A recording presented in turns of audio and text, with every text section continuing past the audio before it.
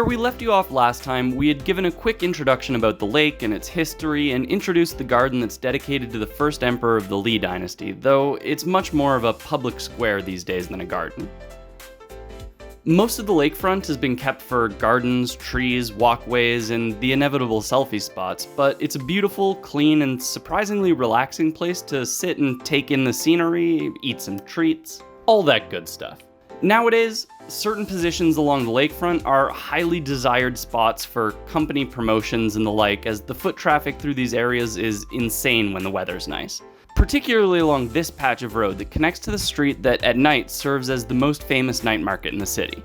And just a little side tangent, if you ever decide to pull over for a nukmia or a sugarcane juice, which you absolutely should because they're delicious, it turns out that if you have a bunch of literal ground up stalks of sugarcane laying around, there are always wasps. And even in such a happy little environment for them, they're still just little bastards, so heads up. But if you, or really the brave staff member, manage to dodge through them all, you'll be rewarded with one of the most refreshing drinks possible when walking around on a hot summer day.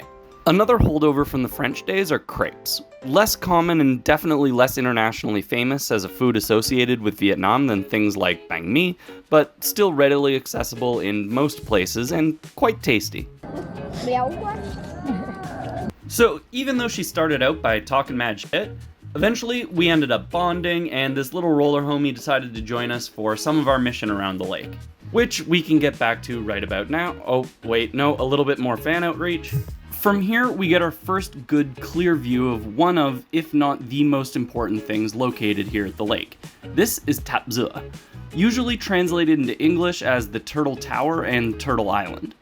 The current tower sitting on the island was built in 1886 on the site of an older temple. The older temple was built far enough back that it seems no one is quite sure of when it was first put up. The temple and the island get its name from one of the most famous stories in Vietnamese history, and that's the story of Lê Lợi.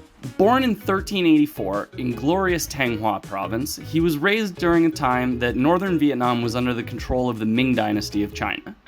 In 1407, he apparently witnessed Chinese troops massacre an entire village of Vietnamese, and from this point on, dedicated himself to the liberation of Vietnam from the Ming. In 1418, Lê Lợi moved into the mountains and began recruiting fighters to build an army, the whole time attacking Ming forces via guerrilla tactics, in what would come to be known as the Lam Son Uprising, named after the region in Thanh Hóa where Lê Lợi had been raised. In 1425, most of the region was involved in the fighting, and the Ming Emperor sent an army of 100,000 soldiers south to quell the rebellion. This turned out to be a drastic miscalculation, as the troops under the command of Lê Lợi had grown from the original 500 up to 350,000. After the Battle of Tot Dong, which is now a small village in the southwest of Hanoi city limits, the Vietnamese army had managed to capture and execute the Chinese general Liu Shan, causing the remaining army to flee back to Hanoi. As the story goes, upon entering Hanoi, Lê Lợi and his army came upon this lake, called Luk Tui at the time, referring to the lake's bright green color. Lê Lợi struck up a conversation with a local fisherman who was fishing in the lake at the time, and as they spoke, the fisherman cast his net into the water and pulled out a golden sword inscribed with the words Tuan Tien, the will of heaven. He then took the sword and continued walking around the lake, and he spotted in one of the banyan trees on the shore the hilt and handle for the sword. This sword, the will of heaven, was determined to be a gift from the dragon god to help him finally defeat the Ming forces.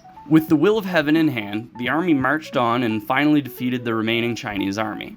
Upon victory, Lê Lợi returned to the lake and paddled out to the island in the middle to thank the dragon god.